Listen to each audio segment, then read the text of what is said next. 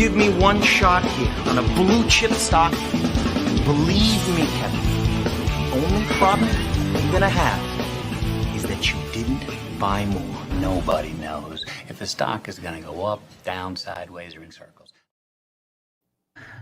What's going on, NBA Draft fans? Your boys are back, the Wolves of Wall Street, your favorite draft analyst. It's your dudes from the NBA Draft Show on the No Ceilings NBA podcast feed. My name is Corey Teleba, and I am here, as always, with my co-host, Albert Garbage Time Gim. Albert, what's poppin', my dude? It's a great day. Excited to be here. Lots to talk about. We have a bit of a different episode than what we usually do. So excited for that. A lot's going on. NFL playoffs, basketball. WWE on Netflix. WWE on Netflix, which we talked about.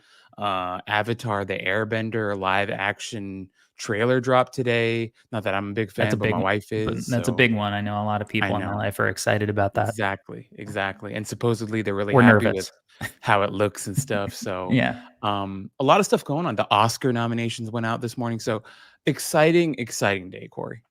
On a day as exciting as today, Albert, like you mentioned, we have to switch it up a little bit. So, you're normally rocking with us to break down NBA draft prospects, but I think that it's important to likewise check in, stay up to date, and see the progress with NBA rookies and young NBA players in general. How are you going to figure out how you get better as a scout and an evaluator if you're not staying on up to date on what's working within the league? So today, we're about halfway through the NBA season, games played wise. So Albert and I are going to have a little fun, and we're going to try to break down 12 NBA rookies. So, this is a pretty loosely structured episode. So the way that we're kind of going to run it is kind of like in a snake draft fashion. I don't know if we're necessarily building out teams, necessarily like structurally, 1 through 5, or just picking our, 6 favorite rookies each to give us a top 12, basically a starting 5 and a 6-man. But we're going to kind of break it down, have some fun, and talk about some NBA rookies, because I think that this rookie class is really impressive. And the coolest part is we haven't even seen, the full gamut of guys really get a shot to be rotation guys. But the guys that we have seen, feel like have been really impressive. And obviously, we have some generational talent at the top. So in a draft that currently doesn't have that kind of talent, it's fun to go backwards a little bit and monitor how the guys are doing.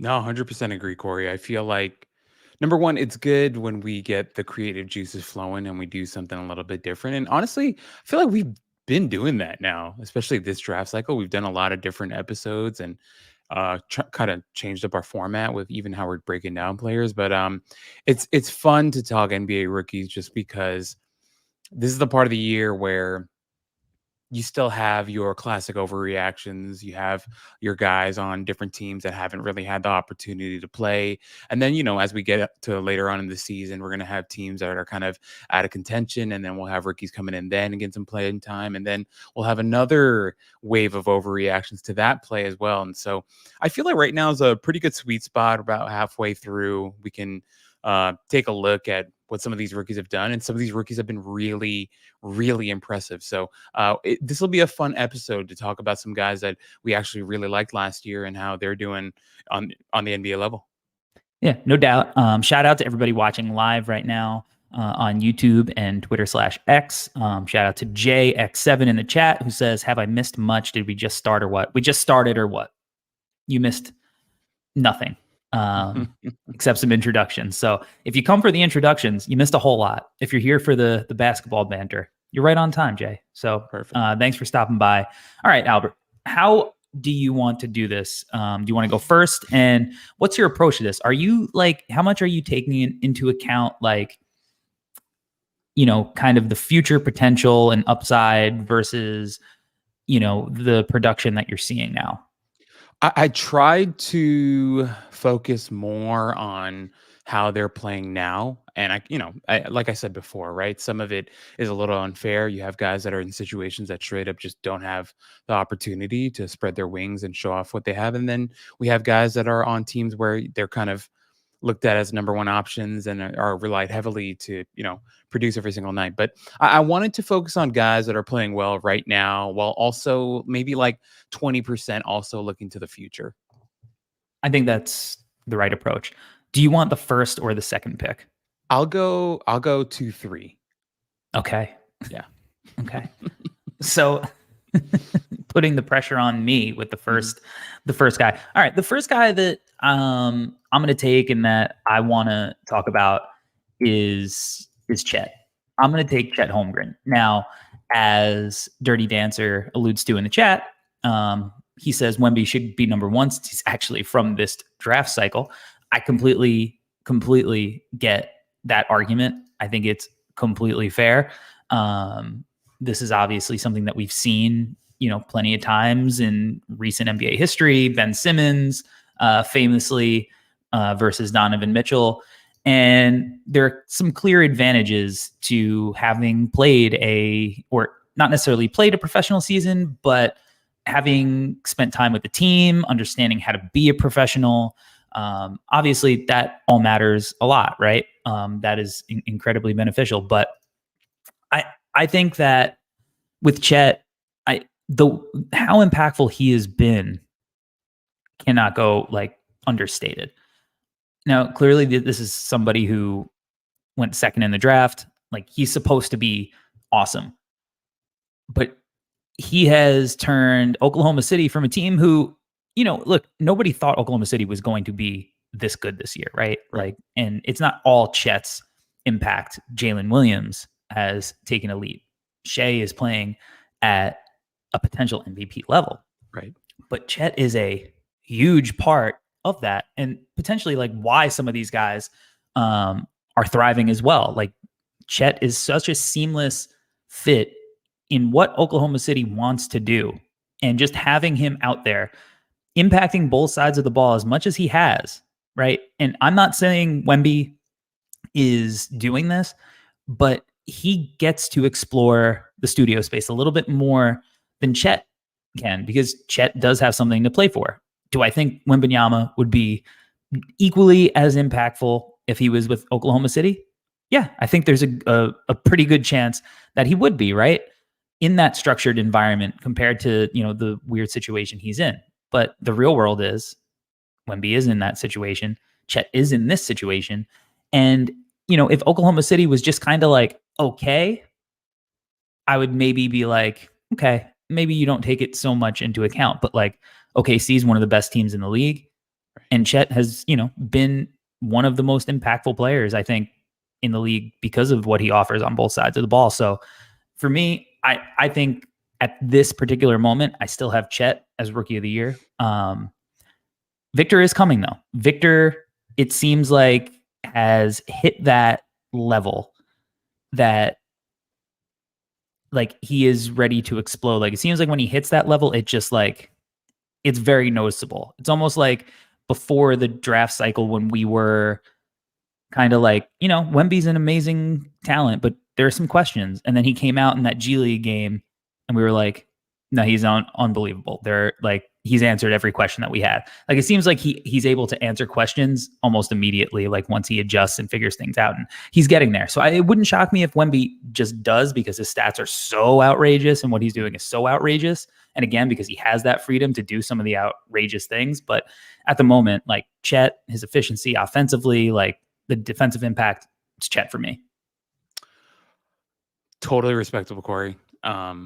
Honestly, I don't know, you picking Chet, obviously we're already seeing it in the chat, but Mr. Ray says, shout out to Blake Griffin and Ben Simmons, right? And a lot of people would be yeah, he got his red shirt freshman year or red shirt rookie year in the NBA. He got to watch, got to learn, got to, work out and train NBA facilities. Regardless of all that, I think it's important to look at just what he's doing on the floor, how he's impacting winning, like you mentioned, Corey. And it's been great to watch. He's playing on a top 3 team in the West, and they're playing really well. And as you mentioned, Corey, I think it's also important to give credit to guys like Jalen Williams, Shea Gilgeous, all those guys. Also, a fellow rookie on his team, Kaysen Wallace, who's played well for them as well, right? So it's been really fun to watch. And with you taking Chet, that kind of leaves a really easy choice for me.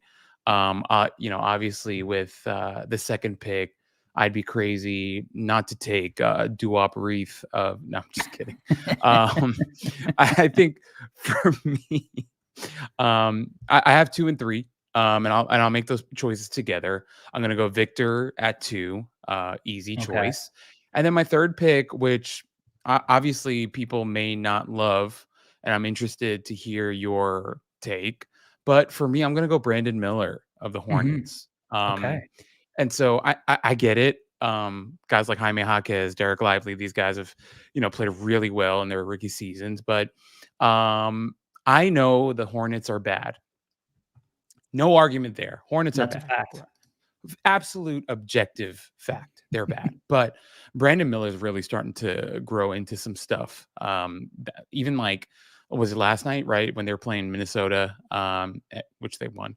But just watching Brandon Miller kind of grow into not just himself as a basketball player, but him as a person has been really interesting to watch. There were some moments last night where he had some real like alpha moments, and you can see the confidence is starting to come in. His comfortability in the NBA is starting to come in, and he's really starting to feel kind of like an alpha dude. It's Mhm. been really great for him. I remember even a couple months ago when they were playing the Knicks. Obviously, I'm a Knicks fan, so I was watching that game, and the Knicks ended up killing them, but he has these moments where you can see why he went number 2 in the draft and why you and I had him at number 2 on our boards. Last night, there was one towards the end of the game, catches the ball at the wing, 2 dribble, little mid-range fadeaway over Anthony Edwards. And you're just like, that is an absolutely beautiful, beautiful move. And the type of stuff that we were expecting slash hoping for, and to see him really kind of growing into that. Not that he didn't have it before. Obviously,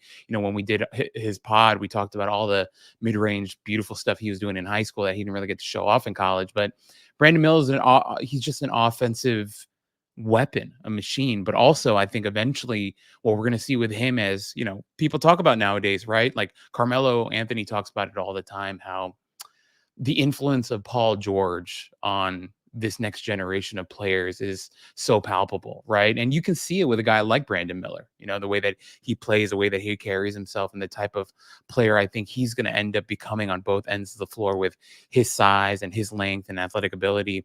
Obviously, not the greatest leaper in the world, but he's athletic in his own way, is what I'm trying to say. And I think Brandon Miller is my choice here just because of that 20% that we talked about, where we want to look forward as well. And so there were other guys that I honestly have higher in terms of their play this season, but I felt like, and part of this is we're kind of trying to build teams here.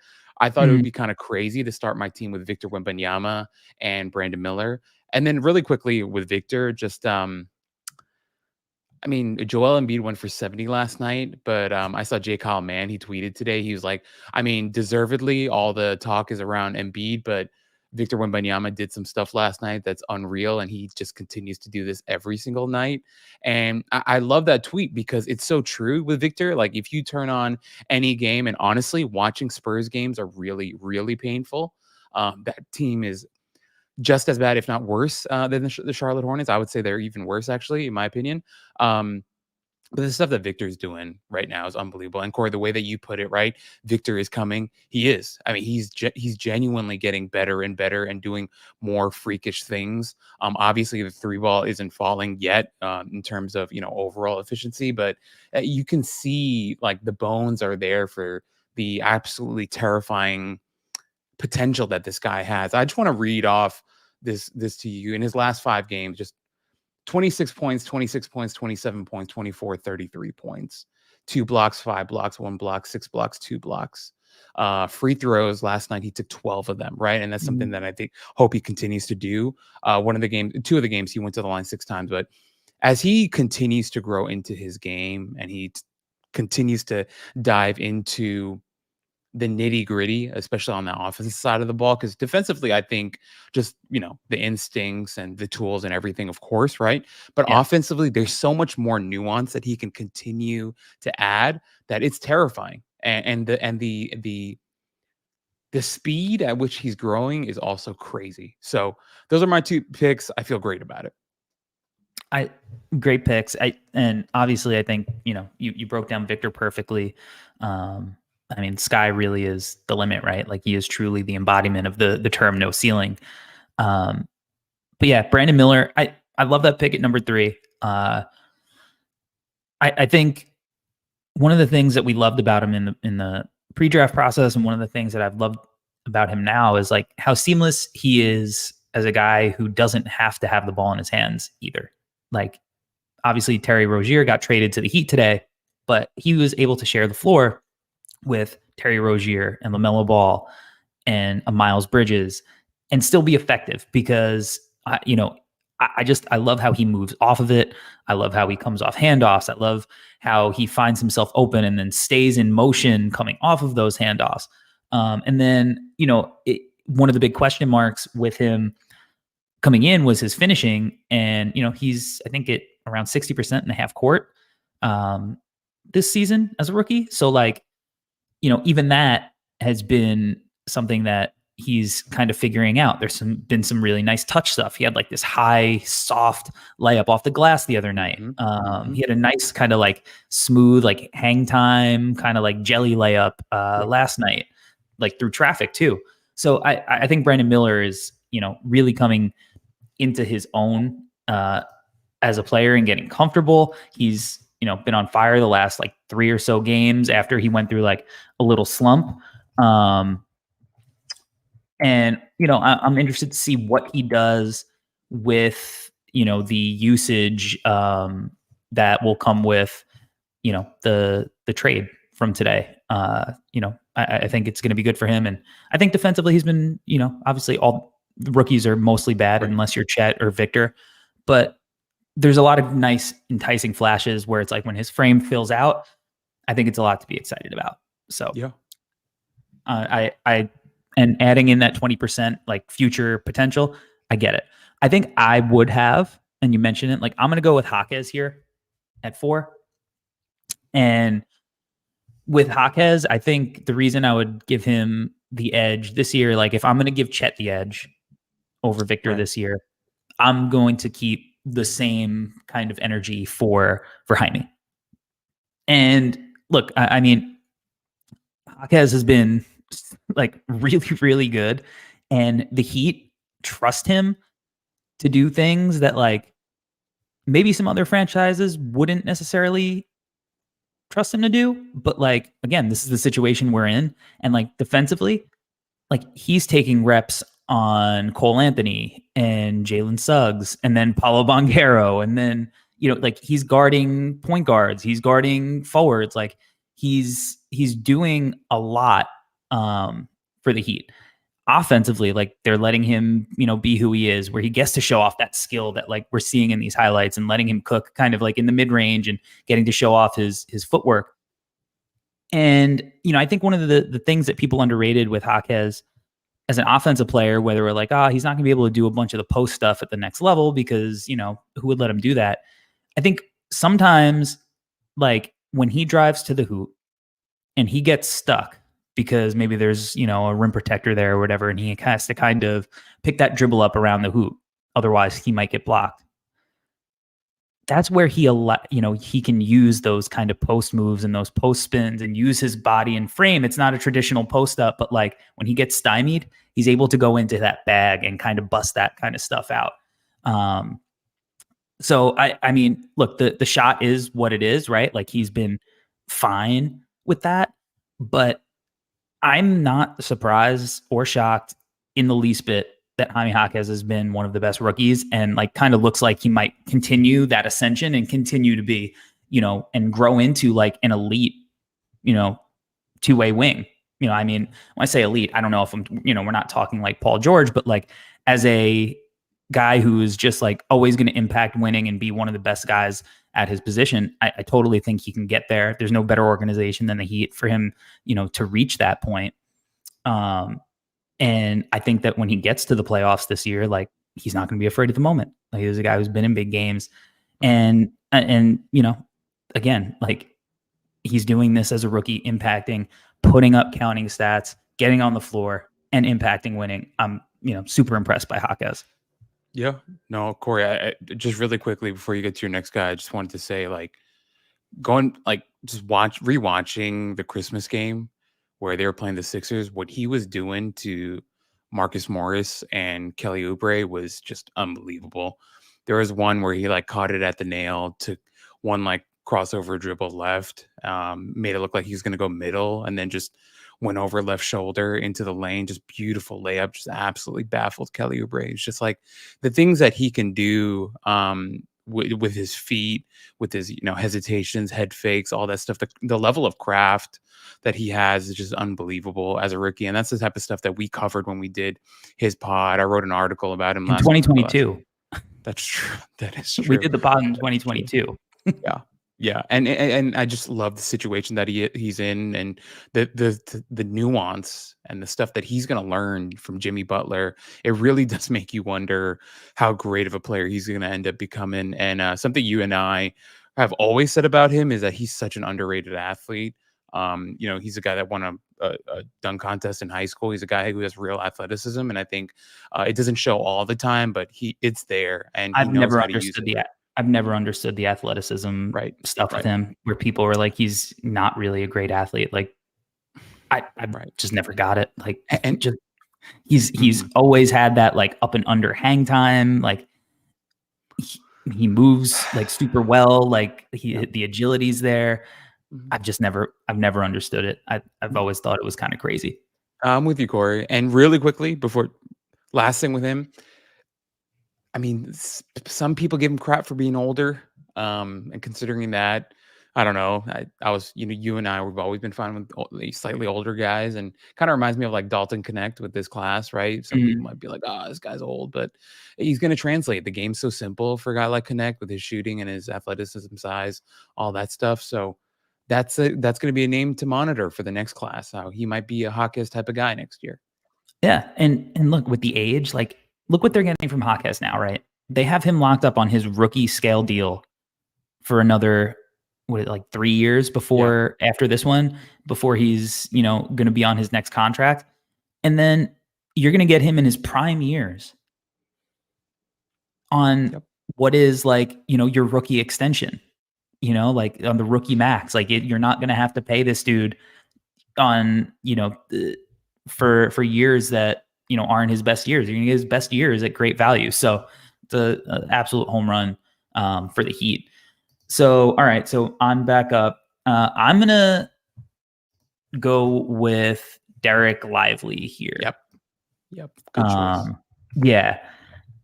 Again, another rookie that is impacting winning in a really tangible way for a good team in the Dallas Mavericks. Like, I think when we look at Derek Lively and we're like, okay, this is a dude who plays a really simplistic game, right? Like he is going to run to the rim.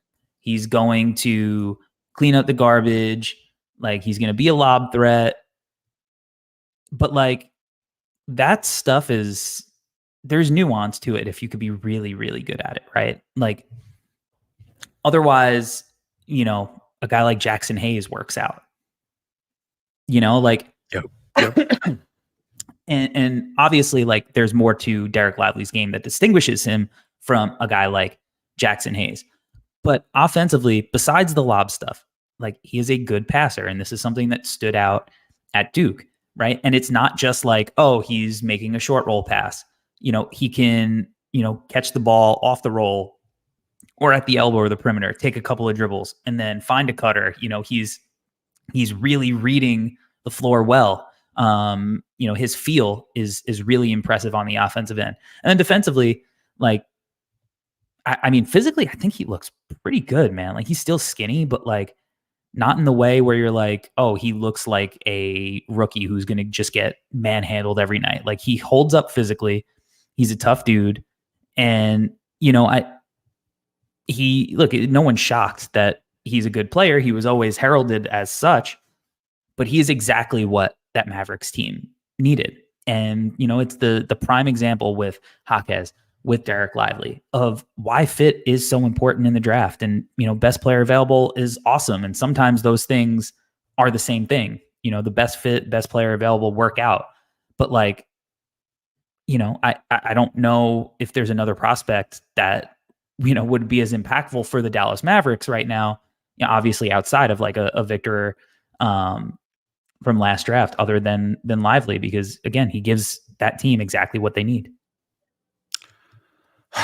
Talking about Derek Lively hurts Corey just because the Mavs tanked at the end of last season to get the 10th pick, and that pick would have gone to the Knicks if they hadn't tanked. So tough conversation, but we'll say this, Corey. You guys have Jalen Brunson, so we do. You're fine. I'm not complaining, but I do want to say this. Recently, Tim McMahon was on a pod with Zach Lowe, and he was talking about Derek Lively and his impact on the team and what he's brought to them. And he mentioned exactly what you talked about, Corey. I think initially when they drafted him with the 10th pick, there were people who had some reservations about the Mavericks using a top 10 pick on a guy like Lively when, some people think like, oh, you can wait till the second round to find an athletic long big like that. People think, anywhere from 18 to 22 feels like the sweet spot for guys like this. But the biggest surprise that they've seen with Lively is exactly what you talked about. I think a lot of people who didn't really do the full deep dive of Derek Lively during the draft process didn't really know that he had the passing chops to him, didn't know that he had that ability to his game. And I think that's been the biggest thing with Lively for this Dallas Mavericks team, with Luka being their primary creator and them having Kyrie as well, the type of stuff that Lively is being asked to do as a pick and roll guy, but also what he can do kind of in the short role and in those scenarios where he's asked to move the ball a little bit, has been a really pleasant surprise. And then on top of that, Luka's never really had a guy that he can kind of throw the ball anywhere to and trust that the guy's going to go and finish it. And that's kind of what Derek Lively has been. And, you mentioned, Corey, he does look better physically, almost maybe like another Dallas Mavericks center who, helped them win a title in 2011, right? Maybe he does give you a little remnants of maybe a younger Tyson Chandler, the way that he's being utilized in that offense. Obviously, we just mentioned he does do a little bit more. Obviously, Tyson Chandler wasn't much of a passer playmaker, but I think it's easy to get I think the way that you started, Corey, is really important. Sometimes you might look at a guy and be like, his role's so easy, so defined. Maybe we're giving him too much credit. It's not always that true. We have lots of guys, big men who come into the league with athleticism, good measurables, and they don't really pan out. You mentioned Jackson Hayes, Kai Jones, guys like that, right? It doesn't always work out. So he's played really, really well. And I think he deserves a lot of credit. I actually, in terms of like my rankings, I actually had him higher than Brandon Miller. Just with how he's played, but I wanted to take Brandon Miller for the future piece of it. But Corey, I loved everything that you said, and I think he's kind of being slept on. I think by maybe national media, just because he is a bit of a quieter player too. But he's been a great partner for Luka and Kyrie, and I'm really excited to see how he continues to develop throughout the season. Yeah, agreed. He's been excellent for them, and who knows, maybe one day that shot that we talked about potentially being there in the pre-draft cycle, maybe in a couple of years, he's picking and popping a little bit, adding that element to his game too. All right, so you have the 6th and 7th pick now, right? All right, where are you going next? So I have Victor on my team already. He's going to play center for us. We have Brandon Miller, a larger wing. I'm going to go guards here. I want to add 2 guards to my team, 2 guys that are contributing to teams earlier on than maybe some people expected. One of them is contributing to a team that's been red hot in the Western Conference. Another guy is contributing to a team where the team maybe isn't, at where they expected to be, but is still a pretty, I don't know, strong team in the West, but, perennially a strong team in the West. I'm going Keontae George of the Utah Jazz. Ooh. And Brandon Pajemski of the Golden State Warriors. Wow. And so the reason why I'm going with these 2, and I know there are other names on the list that I could have gone with, but I kind of wanted to give them some credit for what they've been doing so far. A guy like Keontae, I wanted to bring up. Talk about Keontae. Yeah, I'm really excited to talk about Keontae because he's contributing to the second unit of this Utah Jazz team that's been absolutely red hot. And the reason why he's so intriguing to me is just because the Utah Jazz have been playing really, really well, and yet they can't really shake the rumors that are going around with guys like Colin Sexton or a guy like Jordan Clarkson potentially being on the move. And I think the reason why those rumors keep coming up is because of how good Keontae George has been so far this season for the Utah Jazz. What he's offering in the second unit, what they're doing now with Walker Kessler coming off the bench for them as well, playing next to guys like Ochai Agbaji and Jordan Clarkson. They're playing really, really well as a second unit and offering a lot of punch on the offensive end. And I think with a guy like Keontae, when we did his pre-draft stuff, he was a guy that we really, really liked, Corey. A guy that we thought was an absolute bulldog on the offensive side of the ball, and a guy who we thought had more passing chops to him. And he actually got to show off some of that in Baylor, which we were kind of surprised by early on in his Baylor career. And I think that's the reason why, in my opinion, the Jazz continue to get rumored for, in terms of trading a guy like Clarkson or Sexton, because they see how bright the future might end up being with a guy like Keontae George, with his outside shooting ability, with his handle, his growing playmaking ability. The guy is just a shining star, and a guy that they, invested a first round pick in, and that they really believe in. And with, he's not playing a ton of minutes right now for Utah, but with his limited run, he's playing well and is a huge cog of that second unit and what they're doing. And they're playing really well, and they're successful. They're like 2-3 games over 500 now after a really, really bad start. So I think he deserves a lot of credit for how he's playing as a rookie, is why I wanted to go with Keontae George. I love Keontae. I think that it's, he's really struggled with inefficiency at times, but the flashes are so apparent that it's like, it's just, he's going to get better. He's going to figure out how to make that more consistent. And I really think that he has a chance to be a star in the way that a guy like Donovan Mitchell is a star. And when you pair that with a guy like Lauri Markkanen in the long run, there's just a lot to like about how that can potentially play out. And then you add in, the other pieces that the Jazz have, and obviously their future is insanely bright with the roster they have now and the future. But man, the outside shooting, the on off ball stuff, the playmaking, which, it's crazy how much he's grown as a playmaker from the time that we covered him in the pre-draft from his high school film to now. And you saw it starting to materialize at Baylor. He really had some really intriguing flashes as a playmaker. And now, he's atop the rookies in assists. And I just love the growth from him. He's got that confidence, that swagger that you love. So it just, what value from the Jazz with Keontae, that pick, and the body transformation, how much he's putting into the craft. It absolutely rocks. And so, with my second pick, I went with Brandon Podziemski. And the reason why I went with Podziemski is that Warriors team has been in a tough spot this season, obviously, with all the stuff that they have going on right now. Draymond was gone for a while, and Chris Paul being hurt, and a lot of different things, right? But I think Podziemski deserves a lot of credit for how he's played. He's a guy who is putting up pretty decent numbers, a guy coming off the bench. We just want to pull up his stats real quick. I guess I thought I had it up, but give me 1 second. But anyway, with Podziemski, the thing that I've liked with him so far is he offers them something a little different, in my opinion, right? I think, some of the stuff that he's doing off ball, on ball has been really good. The outside shooting has been fun to watch as well. But, and Corey, he's a guy that I think you were pretty high on, right? Last year, am I wrong in saying that? I don't know if I want to say I was really high on him. I wasn't as high as I should have been. Okay. By the end of the draft cycle, though, I was kind of at the point where it was hey man, this kid's production is just too hard to ignore. Mm-hmm. I think the thing I was most skeptical about was, I was he looks like he's 6'1" on film, and I don't know how to decipher that.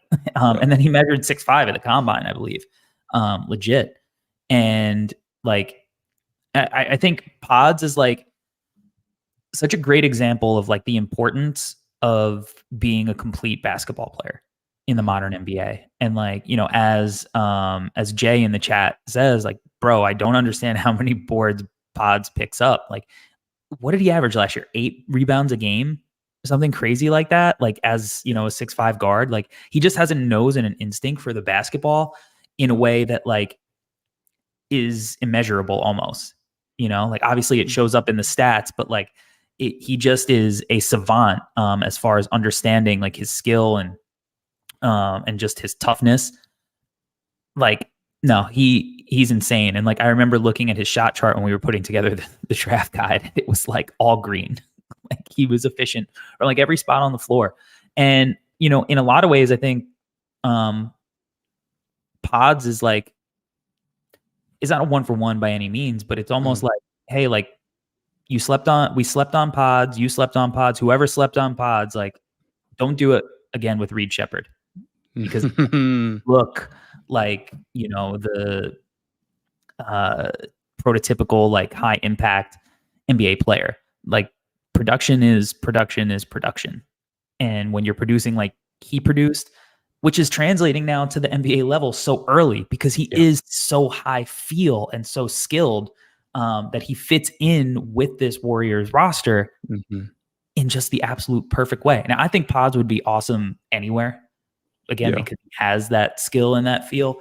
But like to be able to slot in there so quickly and make an impact as a rookie, in which they absolutely need him to every single night, as you were saying, like, yeah, this is I'm a little upset at this pick because I wanted Pods. And Corey, just to follow up on everything that you're saying, right? The thing that I think I've been most intrigued in terms of Podziemski's play so far is he just plays within the system. He's always playing within the flow of the game. It never feels like he's trying to do too much. Never feels like he's like, being sped up or anything. He's been really good, dude. The outside shooting, he's shooting 39.1% from 3 right now. Really, really good cutter. Obviously, like I think some of his finishing around the rim sometimes, whatever. Like I'm not even worried about that. Like it's crafty enough. He does a good job. He's not some super crazy athlete, but he makes it work. And as long as he's a guy that's playing within himself, and right now he's only playing 24.4 minutes per game, so that's going to continue to go up in my opinion. And I just think everything's going to go up from here in terms of his overall production because he's a guy that never forces anything. Just as we said, is a really high feel type of guy, knows how to play within the rhythm, the flow of the game. So yeah, I'm really happy with the 2 guards I took here. Yeah, those great value there for your squad.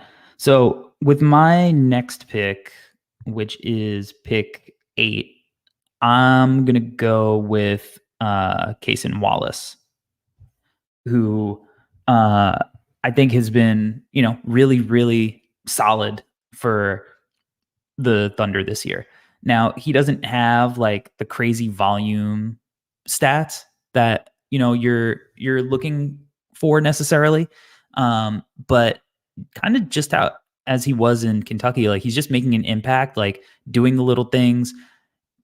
Kind of my team right now like has a lot of connective tissue, and I think he adds to that. He's a guy that I think if you asked him to go create a shot, I think he could do it, but like he doesn't have to. He's fine kind of, spacing the floor or setting a screen. Like I love when they use him as a screener where he can, kind of make plays going downhill out of that short roll.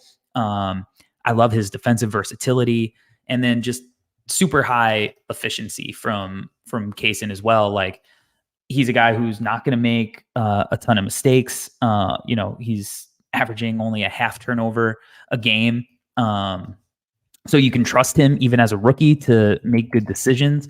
And this is a guy, if we're taking, potential into account, this is also somebody who I think is going to be able to grow into a role because he'll, be on the floor making the right decisions time in, time again.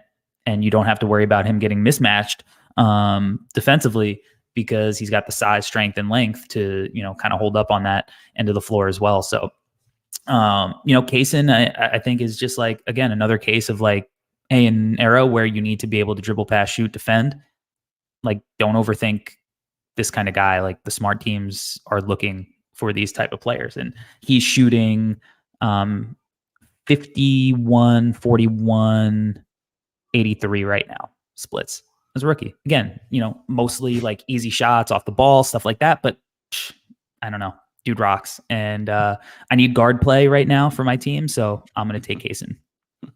It's a great pick, Corey. I mean, just the off-ball stuff that he's doing is fantastic. Just a great cutter. You mentioned all the defensive stuff. He's so good.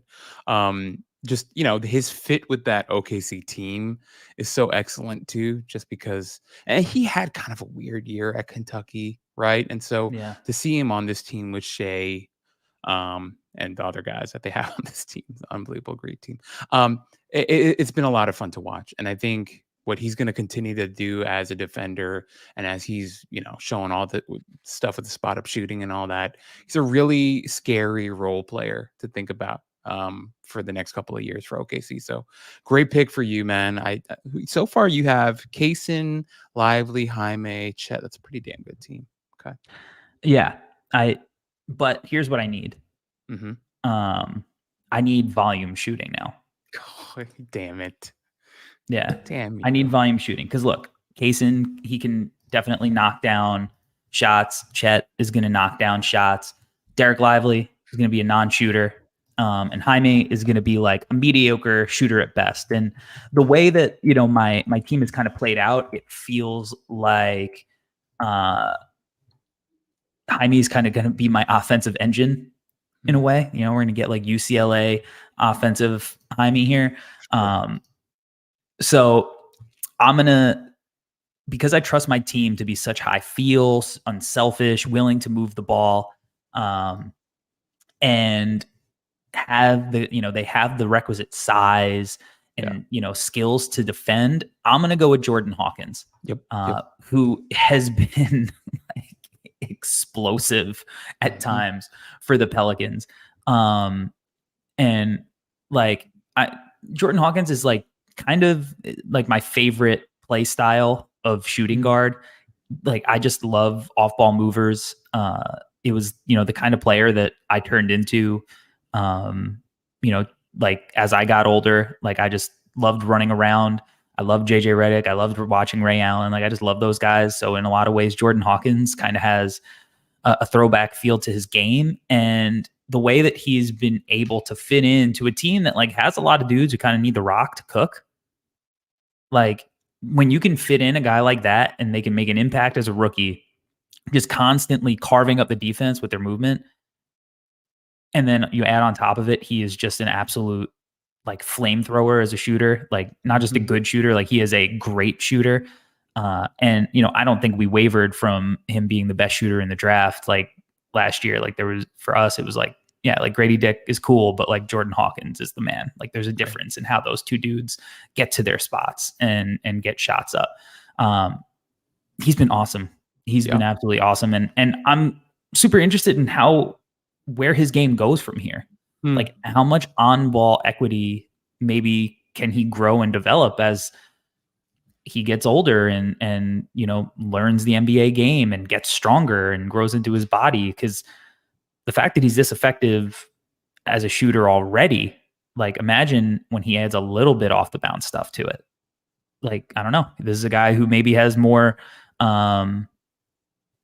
potential than I think even we still think he might have. So I think Hawkins is going to unlock, something in my offense, and all my smart playmakers on my squad are, going to do a great job getting him the rock in his spots. Great choice. I mean, a great choice. You know how much I love Jordan Hawkins. Loved him for years now. You were on him again, I think in 2022. That was your guy. One of my rare hits, but I really like Hawkins a lot, and he was a guy that I honestly was going to take if you didn't take him. So great choice there, and it makes a lot of sense with the team that you're building. Just want to say, like, Hawkins, like, Corey, I know you mentioned it; it's something that he's working on, but some of the games, there have been flashes where, he's coming off a curl, a couple dribbles, and he'll just pull up from the mid range, and it looks Oh yeah, silky. he's got a couple of dribbles in him. Yeah, he's Yeah, got for it. sure. And like you said, Corey, we're just excited for more because the level of shooter that he is unbelievable, dude. He's such a damn Yeah, good shooter. He's special. Yeah, just the way he can shoot off the move, the guys that you mentioned, right? Like a Ray Allen, whoever, Richard Hamilton, another guy that comes to mind, but just an unbelievable shooting prospect that he is. And he's just so much fun. Also, great athlete, super, super athletic dude. So can't wait to see him continue to grow and the type of player that he becomes. But a great choice, man. Really, really happy for you because I was going to take him next. Shout out to the Big East. With that being said, I'm going to take my last two guys. And Okay. one of them might seem like a joke to some, but I'm actually super serious about. And one of them, God, like I just hate the team that he's on, but really been intrigued about what we've seen so far. So All right, first guy. Yeah, where are you going first? Okay. First guy I'm going is Bilal Coulibaly. Okay. I think with the roster that I've built, it just makes sense. I've got Victor at the 5. I'm just going to play Brandon Miller at the 4. I know it's not great, but it is what it is. I'm going to play Coulibaly, Keontae George, Pajemski together.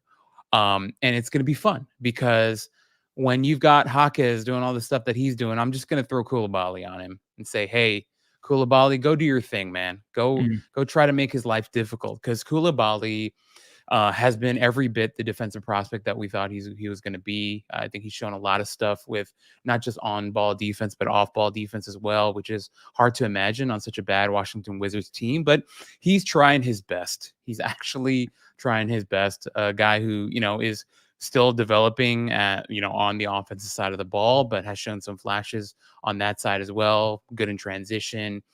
Shown some shooting flashes as well this season. So a guy that I feel really comfortable taking here just because I think he deserves some credit for the way that he's been playing, but also I see him getting better and better. I think he's going to be a really interesting, you look at that Wizards roster, he's probably the only untouchable on that roster right now is what I would say. So, although maybe, I don't know, depending on how you feel about Kispert, because Kispert's really good for them. I don't think Kispert is an untouchable, but I think he's a Exactly. keeper. I think he's a keeper. Agreed. Yeah. Agreed. The last guy I'm going to go with that I said it as a joke in the beginning, but I really actually believe is Duop Reith, Portland Trailblazers. He's my 6th man. He's going to be the last guy that I take, but I really want him on my team. Big dude, good size, can really shoot the ball.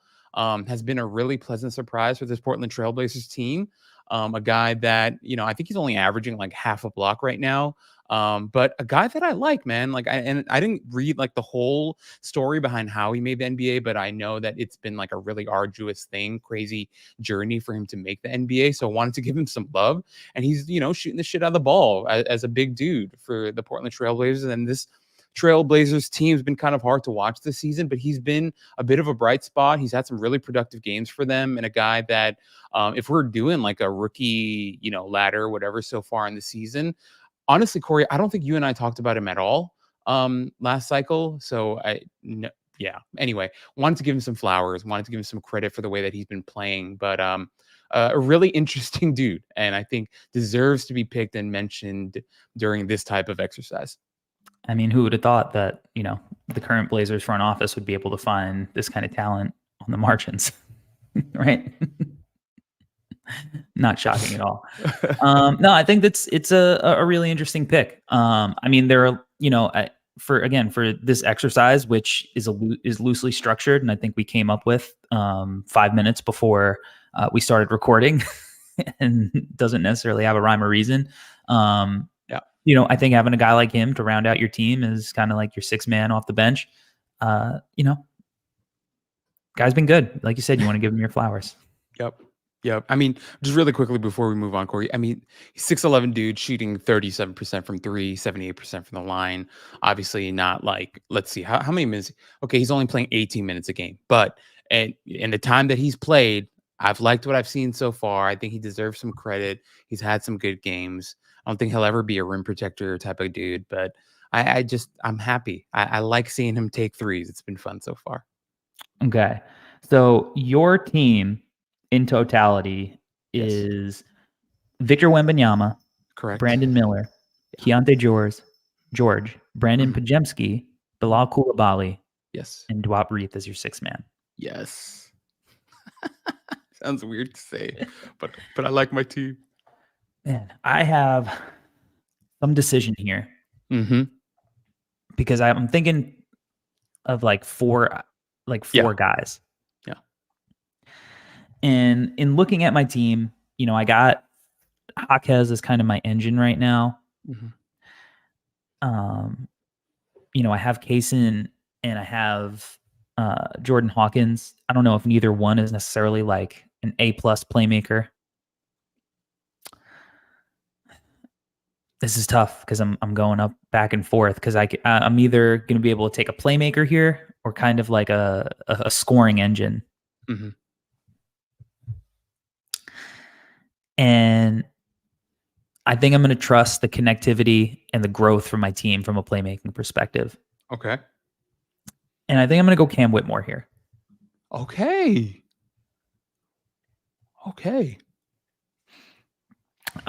Every single time you're just like flipping through channels. Yeah. And you turn on a Rockets game and then you go to look at the box score. It's like Cam Whitmore is like 14 points, like 6 of 11 shooting, 3 for 5 from 3. Still does not pass the ball like at all.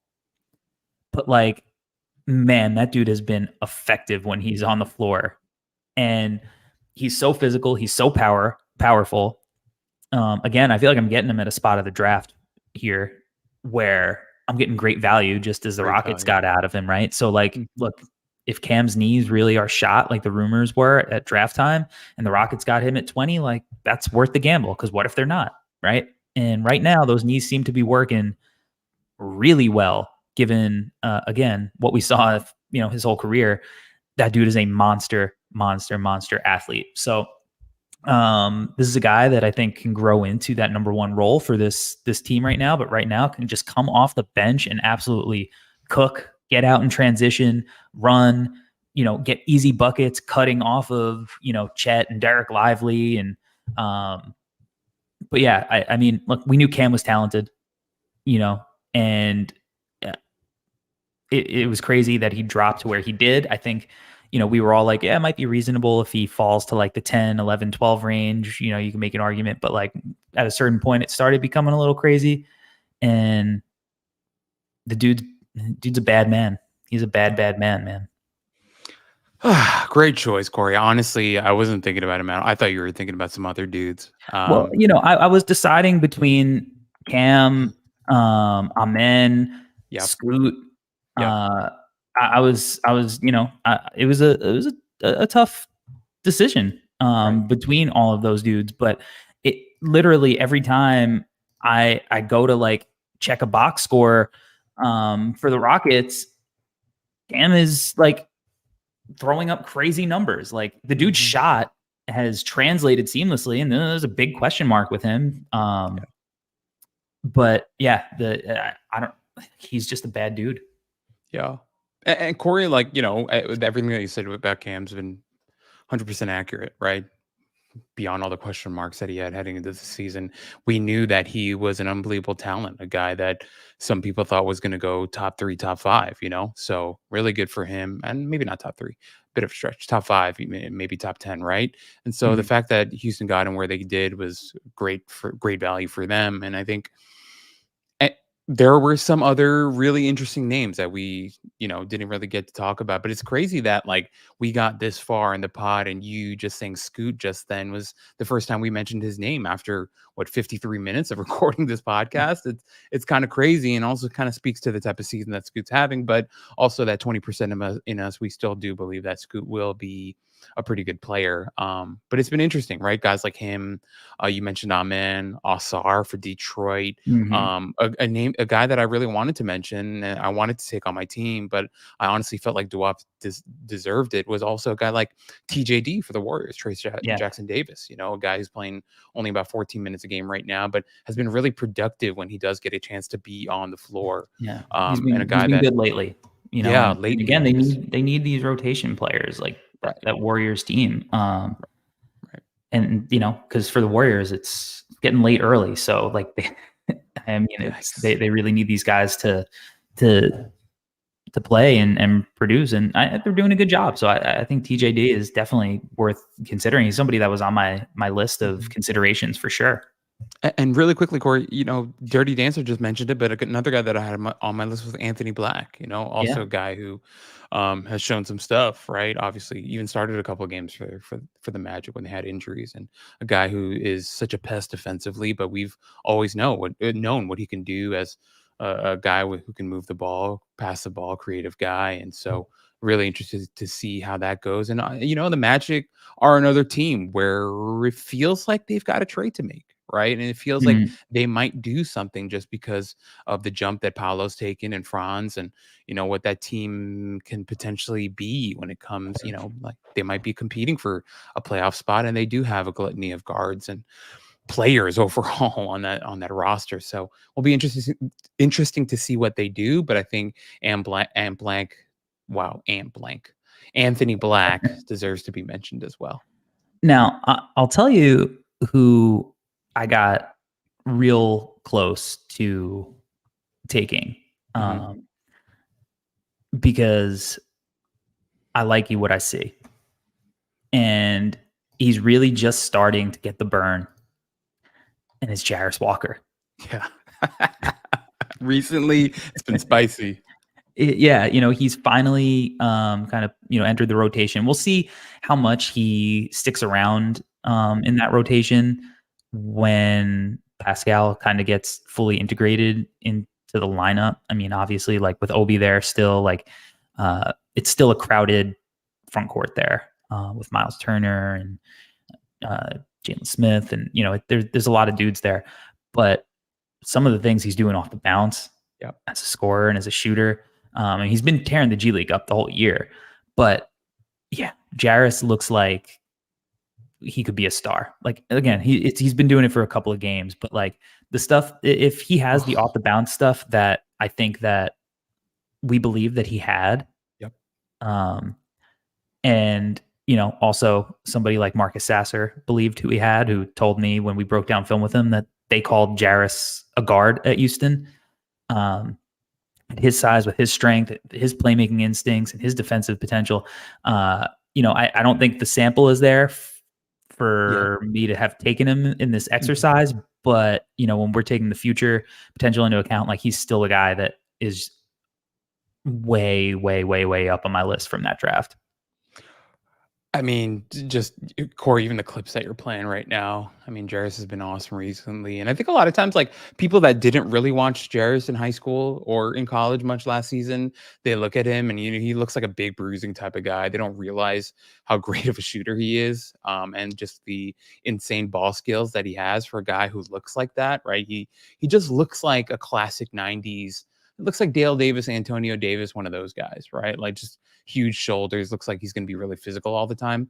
Although sometimes Dale Davis, I don't know. Anyway, just, with Jarris, just the stuff that he can do with the ball in his hands and with more time, with more reps, it's going to be terrifying. He was probably our favorite dude last draft cycle, right? Yeah. Just what he was and the type of player that we think he can be is terrifying. So love that you mentioned Jarris. He deserves it with how he's been playing recently. Hope that just continues to grow throughout the rest of the way.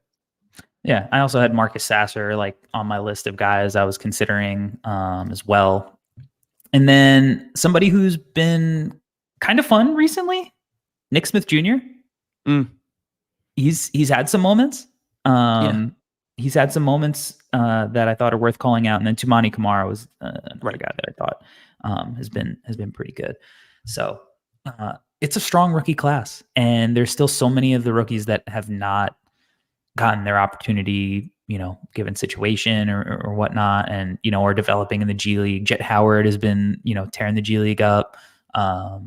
Still believe in him big time. So when we look back at this class, I think we're going to be like, it was absolutely a special one. Taylor Hendricks, Bryce Sensabaugh, those guys in Utah who I believe are going to develop. Kobe Buffkin, who's been hurt for a lot of the year, right? Like, there's a lot of dudes in this draft, and Kobe Buffkin has looked I think some of the stuff he was doing in the minutes where it's like, was that Shea? Mm-hmm. I'm not saying he's going to be. Leonard Miller, is another guy that I think, could be a good player down the line, obviously.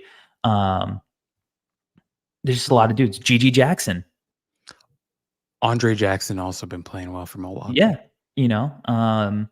And hopefully we get to, I don't know if we'll see it this year, but shout out to our guy, Jalen Clark from the Timberwolves, friend of the show, who, hey, he got on all the ESPN shows from the point from the Anthony Edwards poster. So that's right. That's right. Hey, also our guy Colby Jones. Yeah, we still have high hopes for him. Absolutely. Right? Another guy. So, good class, man. Really good class. I mean, you could sit and break down and talk about these guys in depth for hours. Like Chris Murray also playing a little bit for Portland. So still like Chris Murray. I mean, Jordan Walsh has been developing really nicely for the Celtics in the G League. So a lot of talent from that draft. I think it's going to be an outlier draft as far as, guys who you're like, oh wow, it's an NBA player. Oh, that guy's an NBA player. Because I've been looking at drafts for a piece that I have coming out tomorrow, and I'm like, wow, not a lot of guys are still playing from this draft in my research. So yeah, great class 2023. 2024, we'll see. I mean, doing this exercise, Corey, kind of just reminded me of how rough the 2024 class is, but still, good players will come out of the 2024 class. Undoubtedly. It's just a fact. So yeah. Absolutely. All right. Thank you for everybody watching live. If you're watching on YouTube, make sure that you subscribe.